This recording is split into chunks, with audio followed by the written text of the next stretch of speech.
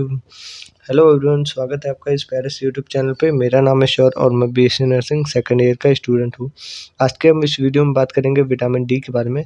जैसा कि आपको पता है कि पिछले 2 वीडियोज़ में हम लोगों ने विटामिन्स के इंट्रो और उसके definition, classification, fat soluble, water soluble vitamins के बारे में देखा था और दूसरे वीडियो में हम लोगों ने विटामिन ए के बारे में देखा था। तो इस वीडियो में हम लोग देखेंगे विटामिन सी के बारे में, जिसको हम लोग बोलते हैं सनशाइन विटामिन। और चलिए स्टार्ट करते हैं। विटामिन डी जो होता है एक फैट सॉल्युबल विटामिन होता है। इसका हम लोग का जो साइंटिफिक नेम है उसको हम लोग कैल्सीफेरॉल बोलते हैं, ठीक है। ये एक फैट सॉल्युबल विटामिन होता है और स्ट्रॉन्ग मतलब इम्पॉर्टेंट होता है स्ट्रॉन्ग बोन और टीथ के लिए, ठीक है। मेनली इसमें कैल्सीफेरॉल होता है, तो एक कैल्शियम से रिलेटेड होता है। इसमें मेनली जो मतलब रेगुलेट करते हैं ये बहुत सारे सीरम्स को, फिर कैल्शियम और पोटेशियम लेवल को, ठीक है। जो ये हेल्प करता है बॉडी में एब्जॉर्ब होने से कैल्शियम और पोटेशियम, जो भी हम डेली फूड खाते हैं, ठीक है। जो बॉडी होता है विटामिन डी मतलब हमारा जो अगर हम लोग स्किन के मतलब सन के एक्सपोजर में जाते हैं तो जो स्किन है वहाँ से हम लोग को विटामिन डी बनाता है और इसको हम लोग सनशाइन विटामिन बोलते हैं, ठीक है।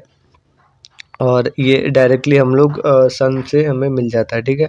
इसके बाद से अगर हम देखें तो विटामिन डी जो होता है वो स्किन के एक्सपोजर में विटामिन सनलाइट से बनता है और ये जो है सपोर्ट करता है हमारे इम्यून सिस्टम को, मसल्स को, ब्रेन हेल्थ को, ठीक है। विटामिन डी एक्साइट करता है बहुत सारे 2 विटामिन्स को, ये 2 फॉर्म के विटामिन को, जिसमें फर्स्ट है हमारा विटामिन D2 और विटामिन D3।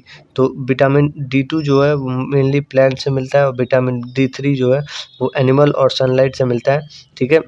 अगर विटामिन डी ना हो तो उससे हमारा जो बोन है वो वीक हो जाएगा और सॉफ्ट हो जाएगा और बहुत सारे अलग-अलग डिजीज़ेज़ करेगा, जैसे रैकेट हो गया मतलब बच्चों के अंदर, और ऑस्टियोमलेशिया हो गया जो मतलब एल्डर में होता है, ठीक है। ये हमें ऑब्टेन होता है सनलाइट से और कुछ सर्टेन फूड से और अलग-अलग प्रोडक्ट से और सप्लीमेंट भी मिलता है, ठीक है। इसमें मेनली 2 सब टाइप होते हैं, विटामिन D2 और विटामिन D3। इसको बोलते हैं एर्गो कैल्सीफेरॉल और विटामिन D3 को बोलते हैं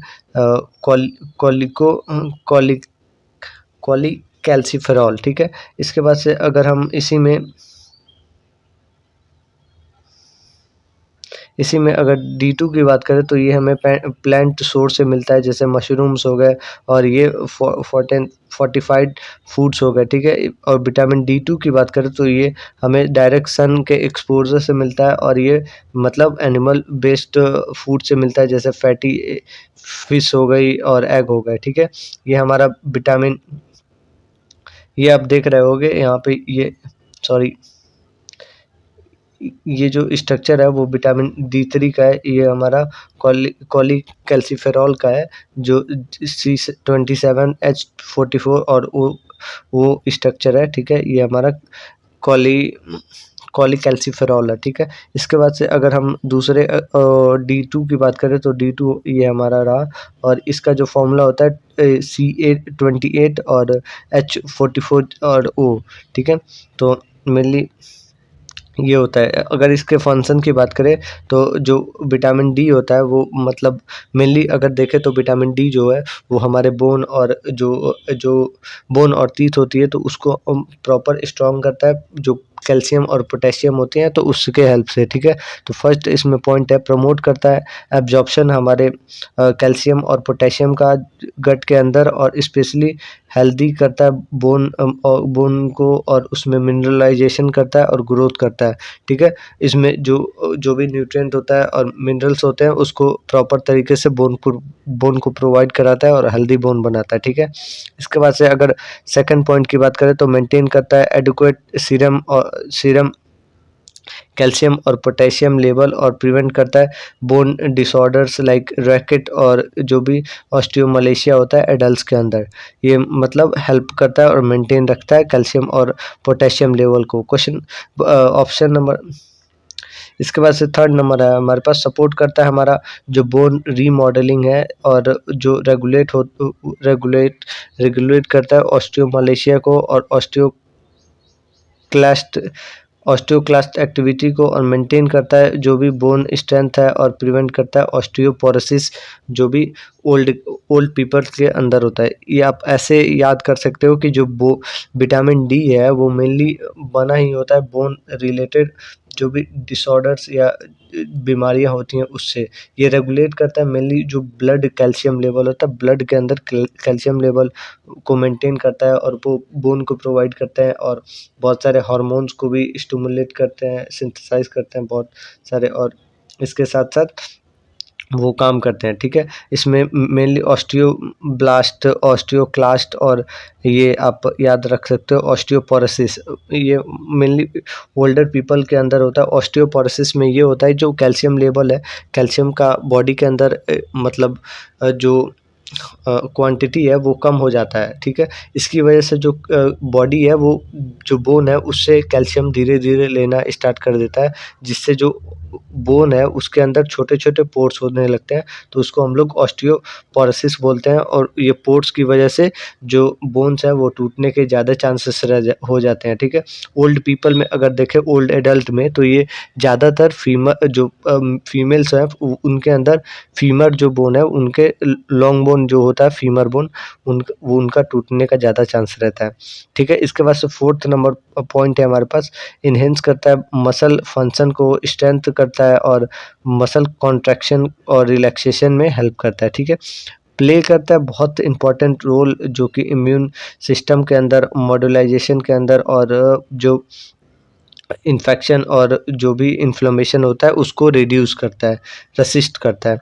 इसके बाद से 6 पॉइंट है हमारे पास, रेगुलेट करता है सेलुलर ग्रोथ, रिपेयर और मतलब मेटाबॉलिज्म में, और कंट्रीब्यूट करता है बहुत सारे वुंड हीलिंग और टिश्यू रिपेयरिंग में हेल्प करता है। इसके बाद 7th पॉइंट की बात करें तो सपोर्ट करता है डेंटल हेल्थ में, प्रिवेंट करता है जो भी टीथ डिके, मतलब जो माइक्रोब्स का अटैक होता है टीथ के ऊपर, और उसकी वजह से जो डिके होने लगता है तो उसमें, और स्ट्रेंथनिंग करता है गम में, मतलब ताकत देता है, और रिड्यूस करता है जो भी ओरल इन्फेक्शंस हुए रहते हैं उसमें, मतलब ओरली जो इन्फेक्शन होने वाले रहते हैं उनको रिड्यूस करने का काम करता है विटामिन डी। इसके बाद से 8th नंबर है, इन्फ्लुएंस करता है हमारे न्यूरो मस्कुलर फंक्शन को और ब्रेन हेल्थ को, जो प्रॉपर तरीके से मतलब वर्क करे और जो ब्रेन है उसको हेल्दी रखता है।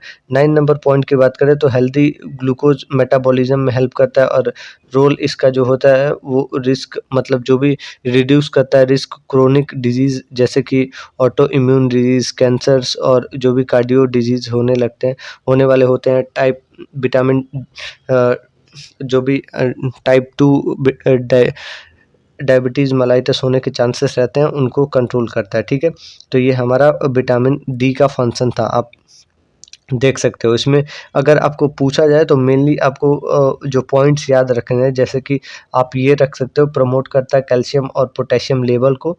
ठीक है, आप पोटेशियम और कैल्शियम लेवल प्रॉपर याद रखना, और प्रिवेंट करता है हमारे बोन जो भी डिसऑर्डर्स होते हैं उससे बचने में, और ऑस्टियोमलेशिया जो एडल्ट्स के अंदर होता है, बोन के हेल्थ में मिनरलाइजेशन का हेल्प करता है।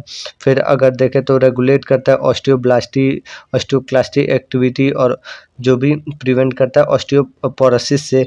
ठीक है, इन्हेंस करता है मसल फंक्शन में, रिलैक्सेशन और कॉन्ट्रैक्शन और रिलैक्सेशन में। इसके साथ साथ जो होता है इम्यून सिस्टम में भी हेल्प करता है, मॉड्यूलाइजेशन करता है, फिर जो भी इन्फेक्शन को है वो रजिस्ट करता है।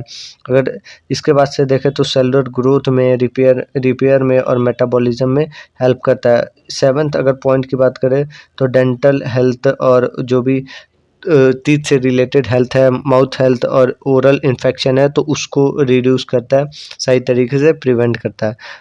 ये ब्रेन के लिए भी इम्पॉर्टेंट रहता है, और ये बहुत सारे मतलब जो भी क्रोनिक डिसऑर्डर्स होते हैं तो उनको डिजीज़ेस को नहीं होने देता है, जैसे ऑटो इम्यून डिजीज़ हो गई। इसके बाद हम डाइटरी सोर्स की तरफ बढ़ते हैं।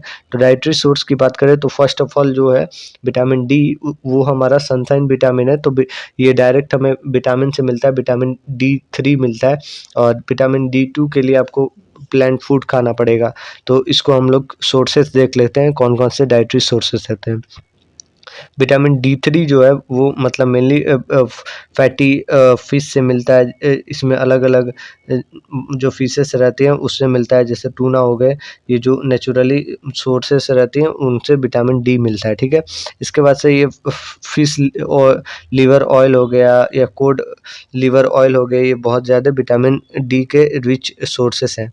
इसके बाद से एड एग एग हो गए, फिर जो एग के अंदर जो योक होता है उसमें विटामिन डी होता है और फ्री रेंज विटामिन होता है जो कि विटामिन डी को प्रोवाइड कराता है, ठीक है। तो कुछ मशरूम्स होती हैं जो कि यूवी रेज मतलब यूवी रेज के अंदर डी2 विटामिन डी2 मतलब एब्जॉर्ब करती हैं और ये प्लांट बेस्ड विटामिन डी हो जाता है। फिर इसमें अलग-अलग लीवर से भी मिलते हैं, ऑर्गन मीट से भी मिलते हैं विटामिन डी। बट अगर मतलब कंज़्यूम करने की बात करें तो ये मतलब खतरनाक हो सकता है किसी भी प्रेग्नेंट वुमन के लिए, ठीक है। इसके बाद से अगर हम विटामिन डी के अगर और सोर्सेज़ की बात करें तो इसके बाद ये अलग-अलग फोर्टिफाइड फूड से मिलता है, जैसे मिल्क हो गया, प्लांट बेस्ड मिल्क हो गया, सोया, फिर आलमंड जो भी मिल्क होते हैं उनसे, ऑरेंज जूसेस से मिलता है, ये विटामिन डी मिलता है। रेड मीट से मिलता है small amount of vitamin D. ये सारे सोर्सेस होते हैं, ठीक है। जो ये फूड्स हैं वो हेल्प करती है विटामिन डी को, जब सही अमाउंट में हमें मतलब सही से इनसफिशिएंट अगर मिल रहा है सनलाइट से विटामिन डी, तब ये फूड्स लेने रहते हैं। ऐसे आप इनका ऐसे डेली डाइट में भी ले सकते हो। ये मतलब मेनली जब तब लेते हैं जब विटामिन डी पूरी तरीके से फुलफ़िल ना हो और जैसे जो कैल्शियम की कमी हो तो, ठीक है। इसके बाद से ये आपके अलग-अलग सोर्सेस हैं, तो देख सकते हो। देन हमारे पास इसमें डेफिशिएंसी डिसऑर्डर्स है विटामिन्स के। तो इसमें अगर विटामिन डी की कमी हो तो अलग-अलग जैसे कि प्रॉब्लम्स हो सकते हैं, जैसे स्लीप में, फिर फटीग हो सकती है, बोन पेन हो सकता है, एच हो सकता है, फिर मसल पेन हो सकता है, फिर ये वीकनेस हो सकती है, अलग-अलग स्पाज़्म, टॉ ट्यू ट्रू ट्रॉमा ट्यूमर अलग-अलग ट्रिमर, ट्रॉमा और स्पाज़्म हो सकती है। इसके बाद से सैडनेस, डिप्रेशन हो सकती है, मूड चेंज हो सकता है, हेयर लॉस हो सकता है, लॉस ऑफ एपेटाइट हो सकता है, पेल स्किन हो सकता है। ये अलग-अलग आपके मतलब विटामिन डी के कमी से सिम्पटम्स हैं। इसके बाद से अगर हम लोग डिज़ीज़ और डिसऑर्डर्स की बात करें तो रैकेट्स होते हैं स्मॉल चिल्ड्रंस के अंदर। इसमें जो होता है, जो बोन होता है वो उसमें सॉफ्ट हो जाता है और वीक हो जाता है और ये बाइंड हो जाता है और इसकी वजह से मतलब डिले हो जाता है ग्रोथ में, मसल वीकनेस हो जाती है और बोन पेन स्टार्ट हो जाता है। इसमें जो मसल स्पाज़्म शुरू हो जाता है और बहुत ज़्यादा लो कैल्शियम लेवल हो जाता है, मतलब लो कैल्शियम लेवल से ये कॉज़ होता है। ऑस्टियोमैलेशिया की बात करें तो ये मेनली अ, ऑस्टियोमैलेशिया है वो एक मतलब बोन सॉफ्ट हो जाता है, इसमें बोन पेन होने लगता है, मसल वीक हो जाता है, इंक्रीज़ हो जाता है रिस्क फ्रैक्चर का और इसकी वजह से जो है बोन जो है वो लूज़ हो जाता है, बहुत सारे मिनरल्स लाइक कैल्शियम और पोटेशियम। देन हम अगर ऑस्टियोपोरोसिस की बात करें तो ये एक विटामिन डी डिफ़िशियंसी वर्स्ट केस है, जिसमें वर्स्ट कंडीशन है, जिसमें जो बोन है वो मतलब फ्रैंगल फ्रैंगल और मोर लाइक ब्रोकन, मतलब इसमें जो मैंने ऊपर बताया पोर्स होने लगते हैं और इसकी वजह से बोन के टूटने के अलग-अलग चांसेस है वो जो हो जाते हैं। फिर अलग-अलग सिम्पटम्स हैं, जैसे मसल स्पाज़्म हो गया, फटीग हो गया, डिप्रेशन और सीवियर केसेस में अलग-अलग ये होने के चांसेस रहते हैं। जैसे सेकेंडरी हाइपर पैराथायरॉयडिज़्म, फिर ये कैल्शियम लेवल की कमी से जो भी ये अलग-अलग वीकन बोन हो जाता है। तो ये आप देन हम इसमें आरडीए को पढ़ेंगे, रिकमेंडेड डेली अलाउंस को पढ़ेंगे, जिसमें हम देखेंगे कि किसको लेना चाहिए विटामिन डी। तो अगर इन्फेंट की बात करें जो कि 0 से 12 मंथ है तो उसमें 10 एमसीजी मतलब लेना चाहिए, 400 इंटरनेशनल यूनिट पर डे, ठीक है। इसके बाद से चिल्ड्रन की बात करें जो कि 1 से लेके 18 ईयर ओल्ड है तो उसको 15 मतलब 600 इंटरनेशनल यूनिट पर डे लेना चाहिए। एडल्ट्स की बात करें जो कि 19 से 70 है उनको मतलब सेम ही लेना चाहिए चिल्ड्रन के इक्वल।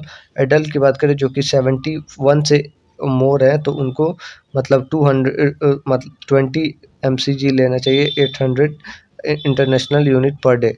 प्रेग्नेंट वुमेन की बात करें तो 15 लेना चाहिए, ये आपका मतलब 600 पर इंटरनेशनल यूनिट पर डे है, ठीक है। वैल्यू मतलब वैल्यू बेस्ड वैल्यू ये मतलब ऊपर नीचे हो सकता है अगर आप सन के एक्सपोजर में आ रहे हो और से मतलब बोन आपका और हेल्थ आपका सही, कैल्शियम लेवल सही हो रहा है तो ये हमारा ये विटामिन डी था। अगर आपको ये वीडियो अच्छी लगी हो तो लाइक करना, चैनल को भी सब्सक्राइब कर लेना और नेक्स्ट वीडियो में हम लोग बात करेंगे विटामिन ई के बारे में। तो थैंक यू, लाइक सपोर्ट, और कोई भी क्वेरी हो या फिर कोई भी टॉपिक के बारे में जानना हो तो नीचे कमेंट कर देना, मैं नेक्स्ट वीडियो में एक्सप्लेन कर दूँगा। Thank you.